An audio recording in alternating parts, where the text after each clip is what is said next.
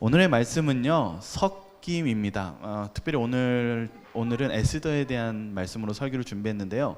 여러분 이렇게 보실 때 섞임하니까 서로 어울려서 잘 지내자 이런 말 같죠?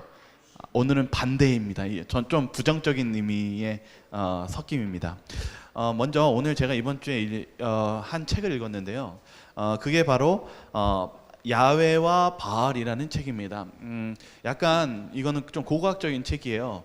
여러분 성경에서 바알이 나오는 이야기들 많이 보셨나요? 어떤 걸 많이 봤어요? 이스라엘 백성들이 우상 신성기고 그렇죠. 근데 그것이 왜 그렇는지에 대해서 이 역사적으로 설명한 이야기예요. 실은 바알은요 어디의 신이냐면 가나안 땅의 신입니다.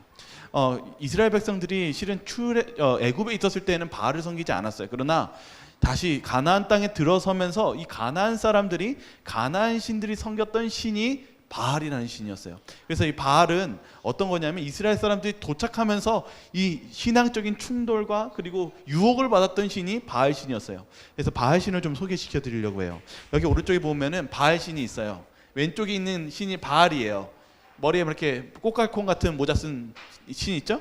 이게 이제 금속으로도 돼 있고 이렇게 그림으로 돼 있어요. 이 바알 신이 어떤 신이냐면 이 비를 내리게 하는 이 기후를 관장하는 신이 이 바알 신이에요. 그래서 비 내리면 누구한테 의지했냐면 이 가나안 사람들이 바알한테 의지했어요. 근데 이 바알 신이 얼마나 어떤 신이었냐면 일상의 모든 것이 바알과 관여되어 있어요. 이 가나안 사람 이제 출애굽했었을 때 이스라엘 백성들은 이제 땅에 정착했잖아요. 땅 받았잖아요. 그러니까 이제 원래 목축했다 살았던 사람들 그리고 노예였던 사람들이 이제 뭐 하면서 지냈어요? 농사 짓고 지냈지. 포도 농사. 그러니까 이 가나안에 딱 도착하니까 어느 신이 참 좋은 것 같아요? 이 가나안 사람들이 믿는 이 가나안 이 바알 신이요. 이 바알 신이 이 날씨를 관장하니까 실은 이 바알 신은 무엇과 관련이 있냐면 일상생활에 굉장히 밀접한 관계가 있었어요.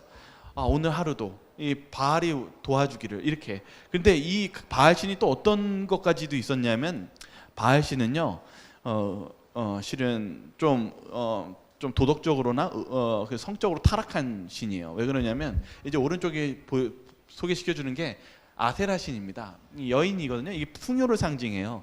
그런데 이 바알 신이 무엇이냐면 날씨도 관여하지만은 좀 성적으로나 아니면 좀 타락한 신앙을 가지고 있습니다. 그래서 이 바알 신은요 실은 이스라엘 사람들에게 어떤 영향을 줬을까요? 굉장히 안 좋은 영향을 줬어요.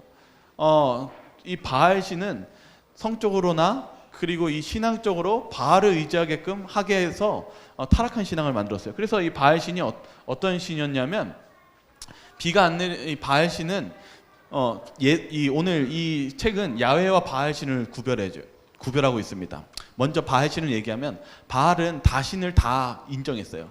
이 신도 있고 저 신도 있고 다 있어요. 그리고 바알 신은 뭐라고 얘기했냐면 서로 싸울 수 있다고 생각했어요. 근데 누가 최고예요? 바알이 최고라 이거죠. 싸웠는데 여기 전설에 뭐가 있었냐면 서로 싸웠는데 바알이 화가 나가지고 승리했다 이 내용이 있어요. 그래서 바알은 모든 신들을 같이 섬길 수가 있었어요. 근데 야훼는 무슨 뜻인지 아십니까? 네? 야훼는 어떤 신이에요? 야훼는요 모세가 그 하나님 만났을 때 제가 이제 애굽 사람들을 죄송합니다. 이스라엘 사람들을 이야기하려고 하는데 당신은 뭐라고 소개를 하죠? 그러니까 하나님이 뭐라고 그래요? 나는 스스로 있는 자니라 이렇게 얘기했어요. 이게 무슨 뜻인지 아십니까? 이게 야훼입니다. 야훼. 이게 실은 이 학자가 번역하기로 이렇게 얘기했어요. 나는 스스로 있는 자의 뜻이 무엇이냐면은 존재하는 것을 존재케 하는 하나님이시라는 거예요. 그러니까 존재하는 것들을 만드신 분이 하나님이라는 거예요. 그러니까 바알은 모든 신들이 막 있다라고 하면서 싸울 수 있다고 얘기하지만 하나님 야훼는 어떤 뜻이에요? 이 세상의 신은 누구밖에 없어요? 하나님밖에 없어요. 그래서 충돌이 일어났어요. 그래서 이 싸움이 언제까지 일어났냐면 실은 오른쪽 이제 사진 밑에 보시면은 요거 소 보이시죠? 이 바알이요 소 신도 숭배했어요. 왜냐하면 농사의 신이었기 때문에 소를 우상으로 만들었는데 이 유물이 어디에서 발견됐냐면 사마리아 북단에서 발견된 것으로 상징해요. 이게 바알을 상징하거든요. 그러니까 누가 믿었다라는 것을 얘기하고 있어요? 아주 심각했어요. 이스라엘 사람들이 이 바알 신을 가나안 땅에 도착해서부터 언제까지 믿었어요? 북방 이스라엘이 멸망할 때까지도 믿었어요. 저렇게요. 그러니까 바알 신이 얼마나 큰 영향력을 있었는지를 설명하고 있습니다. 우리가 이 하나님이 얼마나 싫어했는지 싸우는 사건을 우리는 알 수 있어요. 어디에서 싸웠습니까? 바로 엘리야 사건에서 바라보지 않습니까? 가뭄이 내리자 실은 바알 숭배를 빠지고 있었던 이스라엘과 엘리야가 뭐라고 했어요? 자, 누가 진짜 신인지 한번 뭐 해보자고요? 싸워보자. 하나님께서는 진짜 신이 누구인지 너무나 이스라엘 사람들이 그렇게 하지 않아서 안타까워서 싸우셨죠. 그래서 어떻게 됐습니까? 누가 승리했습니까? 네, 하나님이 승리하셨습니다. 여기 이제 두 번째 이야기를 하려고 그래요. 이 바알 신이 왜 문제가 되었냐면은 이번 1967년에 미국에 있는 디버라는 고고학자가 한 유물을 발견했어요. 여기 보시면 뭐가 있어요? 이렇게 발바닥 같은 거 같이 손바닥 같은 거 발바닥 같은 게 보이시죠? 근데 여기에 실은 히브리어로 글씨를 적어놨어요. 이 뭐라고 적어놨냐면은 야훼와 그의 아내 아세라 이렇게 적어놨어요. 여러분 어떻게 놀랍죠? 충격적이죠? 그러니까 히브리어를 썼으면 이스라엘 백성들이었을 거예요. 근데 이스라엘 백성들이 뭐라고 썼냐면 야훼와 그의 아내 아세라. 이게 무슨 문제가 발생한 걸까요? 실은 이제는 바알인지 하나님인지도 헷갈리는 그냥 바알을 하나님의 이름으로 붙이는 그런 현상이 일어났어요. 이거를 뭐라고 얘기하냐면 종교 혼합주의라고 얘기합니다. 신앙이 섞인 거예요. 그래서 이 히스기야 시대 때 너무나 심각해가지고 종교적인 뭐가 뭔지 모르는 그런 문제가 생기면서 문제가 발생했습니다. 여기 보시면은 그런 하나님이 그것을 보시면서 어떤 마음이 있으셨을까요? 하나님께서 바알을 싫어하셨어요. 그래서 하나님께서는 이 바알에 대해서 떠나라고 하고 하나님은 유일하신 하나님이라고 계속 이스라엘을 가리켰지만 문제가 발생하죠. 그래서 이스라엘 백성들은 정말 그들의 하나님을 떠났을 때 많은 어려움을 당하게 됩니다. 그래서 오늘 얘기하고 싶은 문제는 뭐냐면 섞임입니다. 하나님은 이스라엘 백성들은 이 세상과 막 섞이려고 했어요. 바알처럼요. 그러나 하나님께서는 그것을 원하시지 않았습니다. 우리 한번 그 말씀 한번 읽어볼까요? 요한일서 2장 15절에 있는 말씀입니다. 같이 읽겠습니다. 시작. 이 세상이나 세상에 있는 것들을 사랑하지 말라. 누구든지 세상을 사랑하면 아버지의 사랑이 그 안에 있지 아니하니. 여러분 하나님은요 그런 바알에 그리고 세상과 섞여 사는 그러한 삶을 살으시기를 원하지 않습니다. 왜냐하면 그 결과가 너무나 비참했기 때문입니다. 그들이 너무나 많은 죄를 저질렀고 그리고 그런 바알 숭배에 세상과 섞여 사는 것을 좋아했기 때문에 하나님은 계속적으로 선지자를 보냈고 그들을 회유시키고 돌아오기를 호소하였고 진짜 하나님이 누구인지를 보여주셨습니다. 그러함에도 말을 듣지 않았습니다. 그들은 세상과 섞여 살았습니다. 그러면 제가 이제 다음 질문을 하나 드릴게요. 언제 이 바알이 멈춰질까요? 바알 숭배가 성경적으로 언제 멈춰질까요? 요거 제가 한번 퀴즈 같이 한번 내볼까요? 여러분은 어떠신 것 같아요? 언제 바알 숭배가 멈췄던 것 같아요? 왜냐하면 바알 신앙을 하면서요 이스라엘 백성이 그리고 북방 이스라엘이 다 흔들렸어요. 나중에 여러분 아까 유물 보여주는 이유가 뭐였냐면 북방 이스라엘이 아수르에 완전히 멸망돼서 혈통적으로는 뭐 어떻게 됐습니까? 이제 사마리아 사람이 되었죠. 다시 완전히 자기 민족이 없어져 버렸어요. 여러분 하나님을 떠나서 섞여 사는 그런 신앙을 살 때 그 결과가 비참해졌습니다. 그러면 언제 이 바알이라는 단어가 없어지기 시작했을까요? 실은 성경학자들, 고고학자들이 뭘 생각했냐면은 정확한 연도는 못 맞춰 알 수는 없지만은 언제인지는 알았어요. 그게 언제였냐면은 바로 다니엘과 세 친구 시대입니다. 바벨론 시대요. 그들이 남방 유다가 포로로 끌려가가지고 그들이 혹독한 그 섞여 있는 그 신앙을 하고 나서 혹독한 비참함을 체험하고 나서 그들이 이제 다른 표현을 하기 시작합니다. 우리 한번 성경 같이 한번 읽어볼까요? 다니엘서 3장 12절입니다. 같이 읽겠습니다. 시작. 이제 및 유다 사람 사드락과 메삭과 아벳느고는 왕이 세워 바벨론 지방을 다스리게 하신 자이건을 왕이여 이 사람들이 왕을 높이지 아니하며 왕의 신들을 섬기지 아니하며 왕이 세우신 금신상에게 절하지 아니하나이다. 다니엘의 세 친구들이 어떻게 했다고요? 금신상에만 전한다고요? 절하지 않는다고요? 뭐라고 얘기했어요? 이 사람들이 왕을 높이지 아니하고 또 어떻게 해요? 왕의 신들을 섬기지 아니하고. 그러니까 그 존재 자체, 우상 존재 자체를 못하지 않기로 결심했어요? 섬기지 않기로. 여러분, 이 사건입니다. 여러분, 이들은 이 우상 숭배로 인해서 엄청난 고통을 이때 깨닫기 시작했어요. 다니엘과 세 친구들이 이제는 바알을 끊어버리고 아예 그런 모습조차도 못하지 않기로 했어요. 끊으면 이제 섬기지 않기로 결심했을 때 다시 이들이 회복이 일어났다는 사실입니다. 여러분, 우리가 배울 점이 있지 않습니까? 바로 우리가 이 세상을 살면서도 우리가 이러한 신앙을 할 수도 있고 이런 위험한 일들을 할 수 있다는 사실입니다. 제가 이번 주에 실은 다 읽지 못했어요. 그 중에 한 책이 뭐였냐면 E.J. 웨거너의 삶과 신학입니다. 이 E.J. 와그너는 우리 재림교회에 있어서 믿음으로 말미암는 의에 대해서 잘 설명했던 사람이고요. 정말 우리 교회에 있어서 정말 많은 일들을 해서 존경도 받지만 또한 비판도 많이 받은 사람입니다. 왜 그랬냐면 E.J. 웨그너는 우리 신앙적인 교리도 잘 발전시켰지만 반대로 문제도 야기했기 때문입니다. 그래서 제가 다 읽지 않았기 때문에 제가 읽었던 일부분만은 좀 설명해 드리도록 하겠습니다. 여기 서문에 뭐라고 적혀 있냐면 이렇게 적혀 있어요. 재림교회 역사에서 중요한 인물로 여기는 이유는 그가 그리스도와 믿음으로 말미암는 의의 기별을 귀히 여겨 높였고 19세기 말에 접어들면서 그의 신학은 주관적 칭의 또는 신비적 속죄 개념으로 지나치게 경도되면서 결국 범실론적 경향으로 흘러갔고 20세기 초에는 자신의 아내가 아닌 한 여성에게 빠져들게 되면서 하늘에 가면 지상의 배우자와 다른 배우자를 가질 수 있다고 믿는 영적 친밀감의 교리에 열광했습니다. 결국 개혁하려고 몸부림쳤던 재림교회를 떠났습니다. 이 책을 썼던 우드로 위든이라는 교수는요 많이 울었대요. 이 책을 쓰면서요. 왜 울었냐면 정말 좋은 인물이었거든요. 굉장한 인물이었거든요. 이분이 실은 이 종교 자유를 위해서 미국 대통령도 만나고 굉장히 헌신하고 하면서 많은 일들을 이뤘습니다. 그런데 어떻게 빠졌어요? 중간에 이제 어디에 빠졌어요? 신비적인 개념.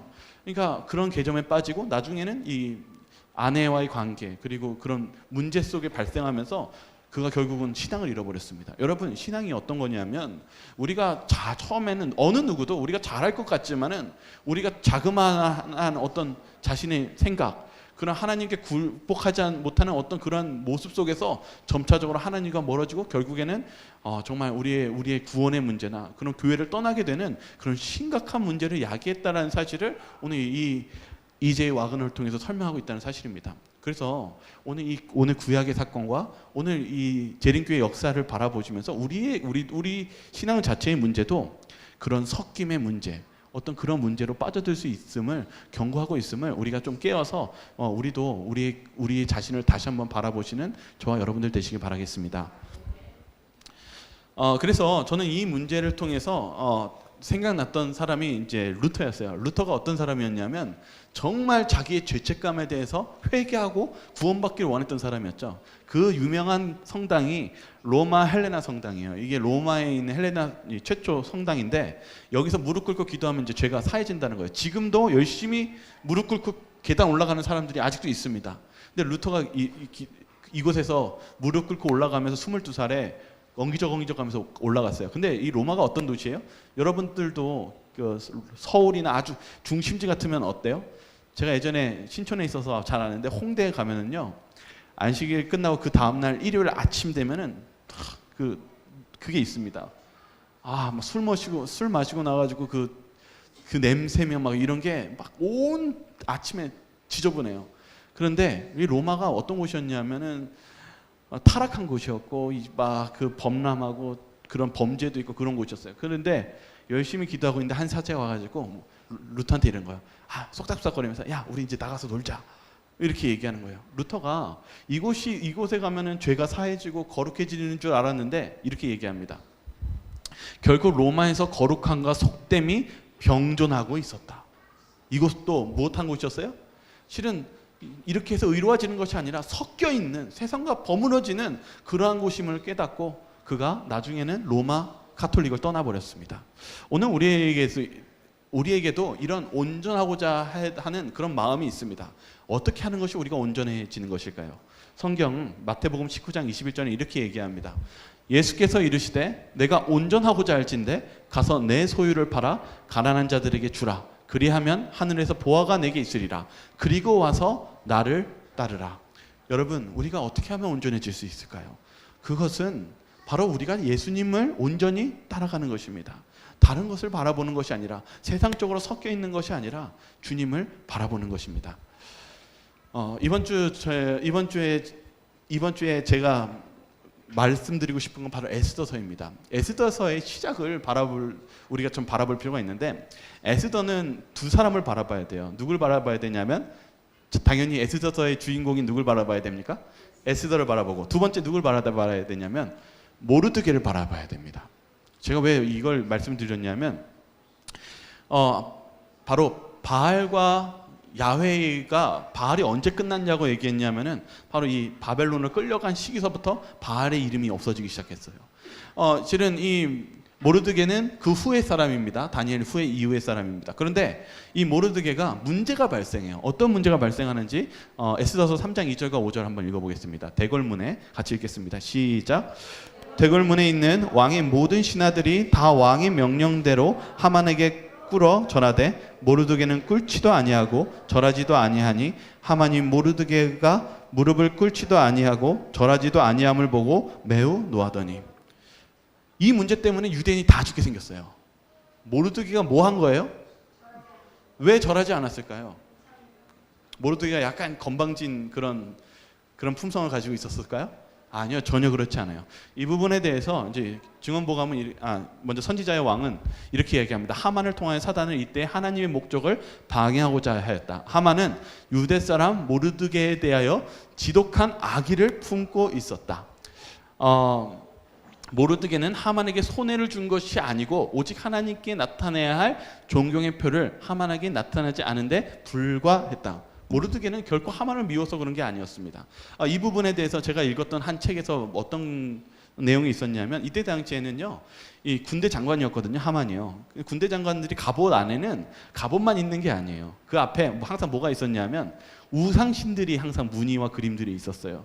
모르드게가, 그리고 아까 다니엘과 다니엘 세 친구들이 뭐 하지 않기로 결심한 사람들입니까? 이제는 바알 신뿐만 아니라 어떤 우상도 섬기지 않겠다라고 못한 사람들이요? 개혁하고 결심한 사람들이요. 모르드게는 바로 그것을 알고 있었어요. 오직 누구만을 믿는 것이 우리에게 희망이며 우리의 힘이라는 걸 알고 있었습니까? 하나님만을 절대로 믿는 것이 우리의 힘과 능력이라는 사실을 깨달았습니다. 모르드게가 그걸 믿고 한 것이에요. 그런데 무슨 일이 벌어졌어요? 다 죽게 생긴 것이죠. 그러나 여러분, 이건 모르드게의 잘못이 아닙니다. 오늘 에스더서를 이야기하는 이유는 그것이 오늘날 우리의 세상과 너무나 비슷하기 때문입니다. 제가 이번 주 읽었던 보이지 않는 섭리라는 책이 있었습니다. 레리 릭텐 월터인데, 제가 이분이 쓴 책이 유명한 책인데 제목을 정확하게 기억 못하는데, 잘 박힌 못인가요? 잘 박힌 못 맞죠? 제가 자꾸 이 단어가 생각이 안 나서.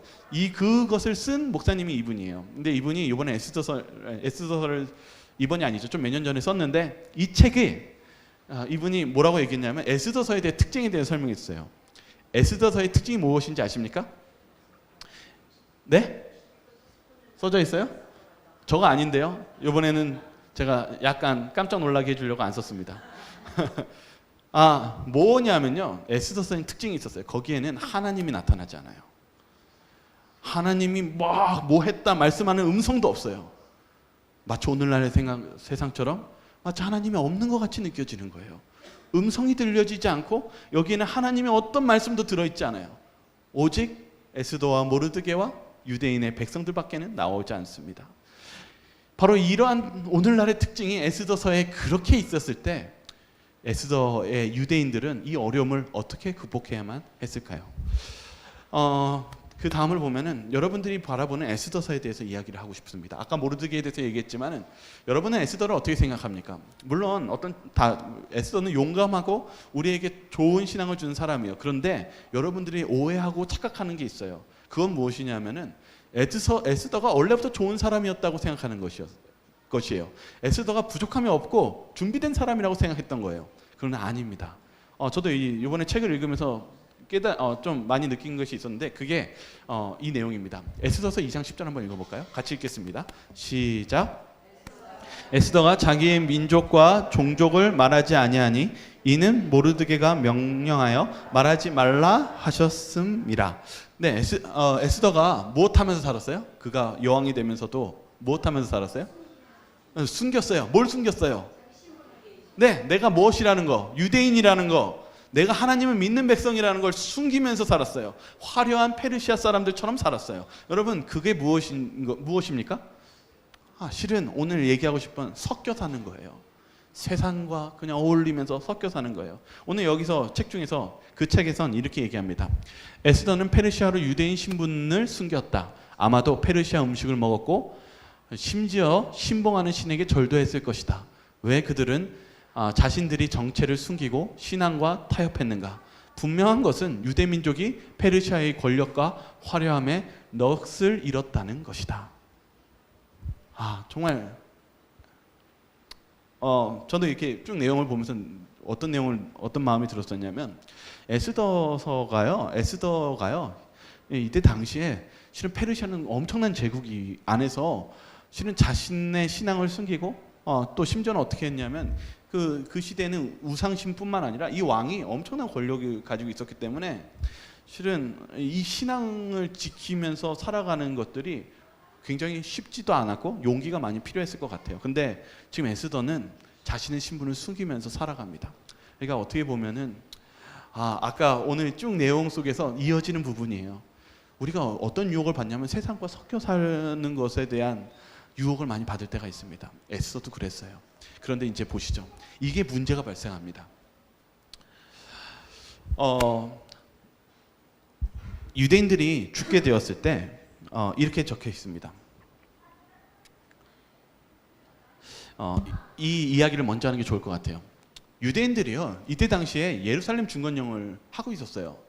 근데 하면 할수록 이들이 잘해야 되는데 무슨 문제가 발생합니까?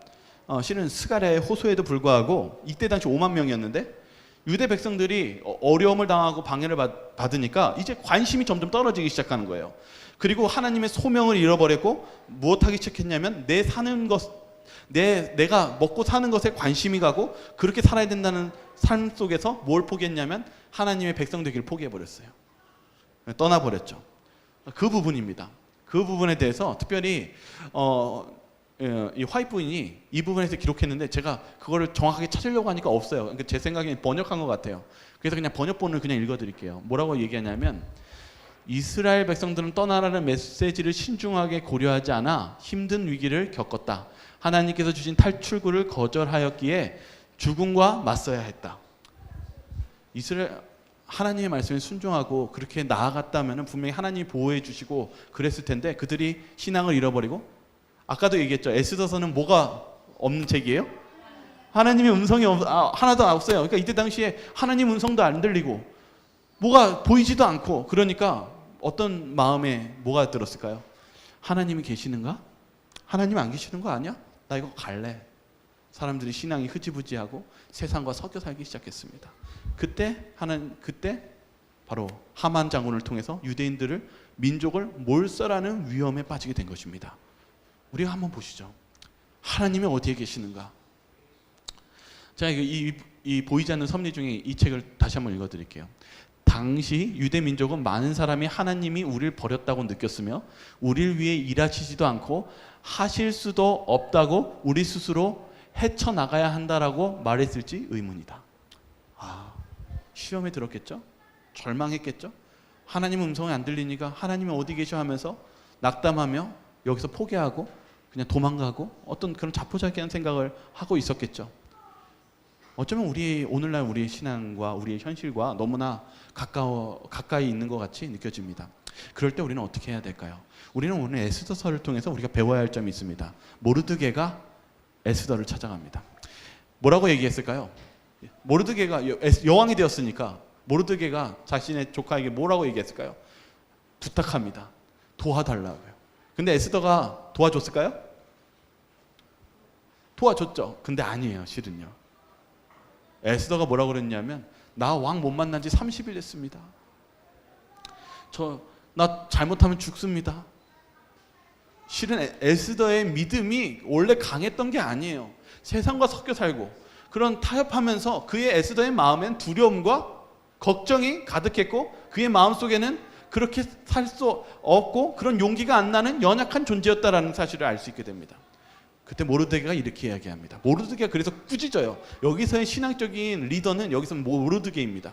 모르드게가 뭐라고 얘기하는지 4장 13절과 14절 같이 읽겠습니다. 한번 읽어볼까요? 시작. 모르드게가 그를 시켜 에스더에게 회답하되 너는 왕궁에 있으니 모든 유다인 중에 홀로 목숨을 건지리라 생각하지 말라. 이때에 내가 만일 잠잠하여 말이 없으면 유다인은 다른 데로 말미암아 노임과 구원을 얻으려니와 너와 내 아버지 집을 멸망하리라. 내가 왕후의 자리를 얻는 것이 이때를 위함이 아닌지 누가 알겠느냐. 모르드게가 이야기합니다. 너만 살려고 생각하지 마라. 먼저 꾸짖습니다.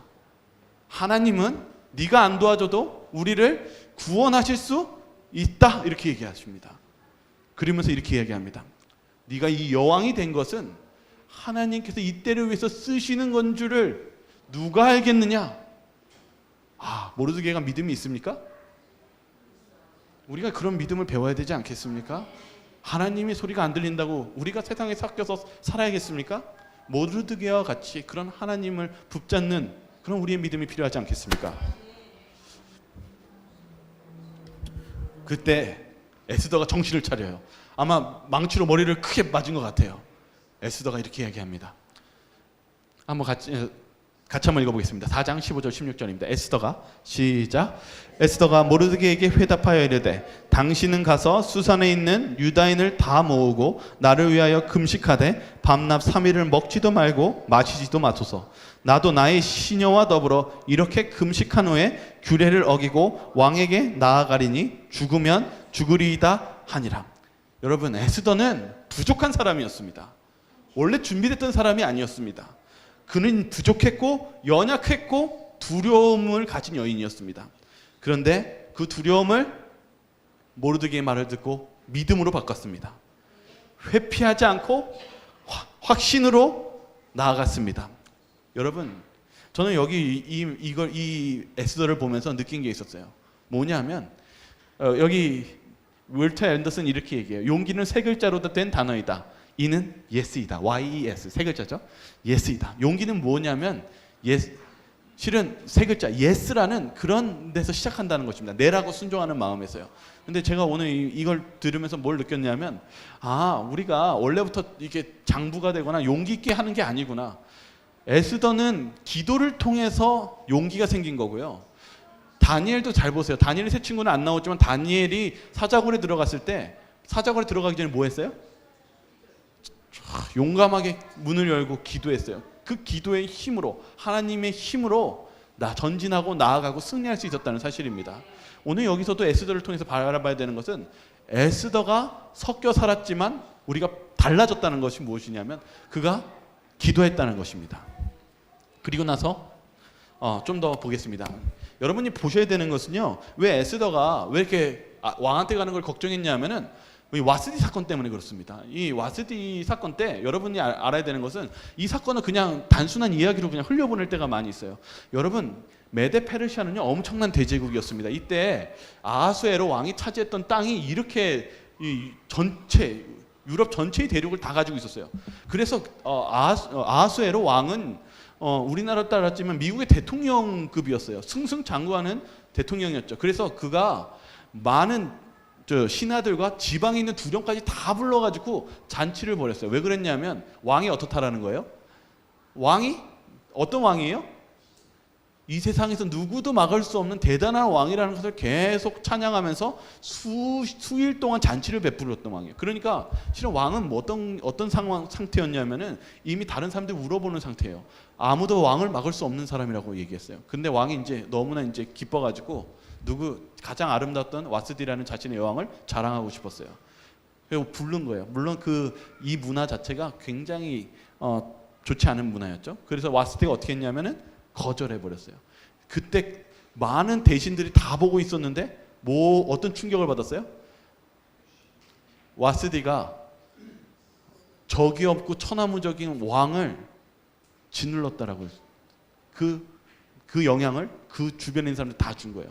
그것 때문에 여러분이 다니엘서 초반에 읽으시면은 왕이 고민합니다. 화가 잔뜩 납니다. 왜냐하면 여자의 그 아내 때문에 자신이 뭐가 생겼어요? 지금 수치심과 그런 나라의 권위가 무너지는 사건이 생긴 거예요. 그래서 그때의 법령이 뭐가 생겼냐면은 앞으로는 여왕은 허락 없이 왕 앞에 설 수 없다라는 거예요. 그 법령이 굉장히 큰 사건이었어요. 그래서 에스더가 뭘 걱정했냐면 왕의 허락 없이 간다면 어떻게 된다는 거예요? 죽는다는 큰 사건이 있었다는 사실입니다. 이 역사적인 사건을 좀 이해하고 났을 때 우리는 에스더서를 통해서 좀 배울 필요가 있습니다. 무엇이 바뀌었습니까? 에스더가 바뀐 게 있었어요. 그가 기도를 통해서 바뀌었지만은 진짜 바뀐 게 있었어요. 오늘 좀 여러 가지를 얘기해야 되지만은 좀 시간상 좀 많이 줄입니다. 에스더가 바뀐 게 있습니다. 뭐가 바뀌었을까요? 오늘 에스더를 잘 보세요. 오늘 섞임에 대해서 얘기했죠. 죽으면 죽으리라. 에스더는요 바뀐 게 있었는데 첫 번째 뭐였냐면 하나님께 구하고 두 번째 뭐냐면 자신이 이제는 유대인이라는 것을 밝혔습니다. 에스더는 지금까지 속여왔어요. 섞여 살았어요. 그러나 이제는 그가 이 사건을 통해서 뭘 했냐면 자신이 유대인이고 자신이 하나님의 백성임을 공표하고 그리고 그 뜻대로 순종하며 나아가면서 죽으면 주리라고 이야기한 것입니다. 여러분 오늘 배울 점이 있지 않습니까? 하나님은 우리가 이렇게 이 세상 속에서 이 세상에 섞이면서 바알을 숭배하면서 사는 것을 원치 않으십니다. 거기는 생명이 없고 결국에는 우리의 멸망이 있습니다. 그럴 때 하나님을 섬기겠다고 생각하면 에스더가 하나님을 붙잡고 그리고 자신이 유대인이라는 것을 공표했을 때 하나님이 어떻게 하셨습니까? 하나님은 지혜의 하나님이십니다. 하나님께서 어떻게 하셨냐면 유대인들이 죽을 수밖에 없는 상황에서 에스더에게 지혜를 주셨어요. 에스더야 섣불리 말하지 마. 오늘 잔치를 베풀고 좀 더 인내하면서 기다려. 이상하지 않습니까? 저는 때로는 하나님의 섭리는 심오합니다. 우리가 알지 못하는 것들을 깨닫게 해주시고 정말 기이한 방법으로 푸시는 걸 우리는 바라보게 됩니다. 여기 보시면은 하만과 왕을 잔치에 초대해요. 그때 하만이 기분이 좋았을까요? 안 좋았을까요? 굉장히 좋아가지고 웃으면서 나가고 있는데 누굴 만나냐면 모르드게를 만난 거예요. 모르드게가 인사할까요? 안 할까요? 인사 안 해요. 너무 화가 나가니까 어떻게 했냐면 이 모르드게 이놈 내가 아무리 잔치 초대해서 기분 좋지만은 내가 너를 창대에 매달아 죽이겠다. 그 생각을 하면서 가고 있었어요.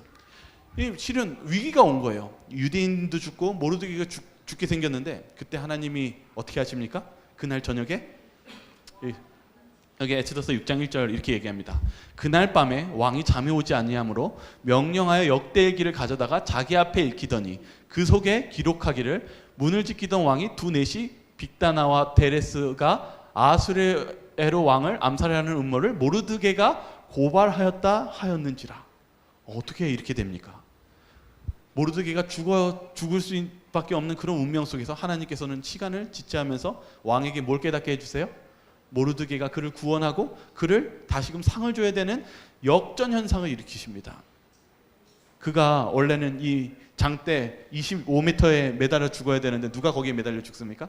하만이 매달려 죽습니다. 모르드게는 그 하만의 자리를 차지하고 국방부 장관이 됩니다. 하나님께서는 역전하시는 하나님이십니다.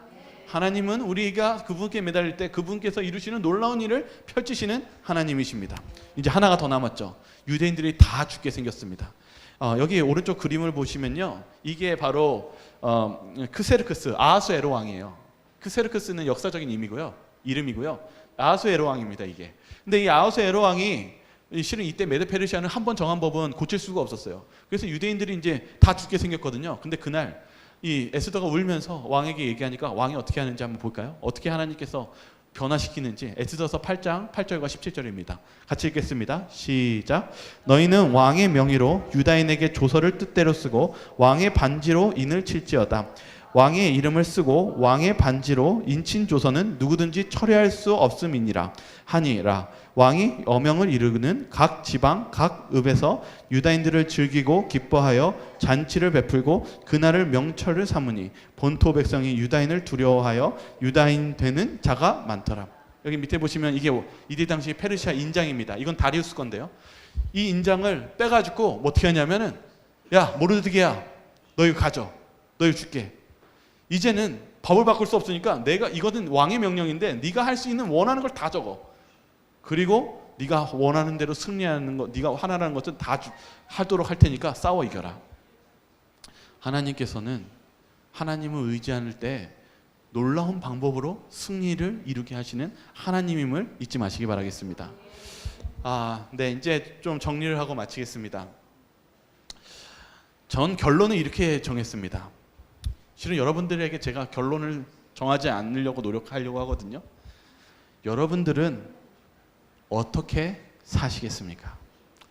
오늘 이 말씀을 들으시면서 아마 여러분 각자의 인생 속에서 하나님의 음성과 어떤 결심이 있으실 것이라고 믿습니다. 저와 여러분들이 그런 결심을 하나님께 순종하시면서 나아가시는 저와 여러분들 되길 바라면서 오늘 말씀을 마치도록 하겠습니다.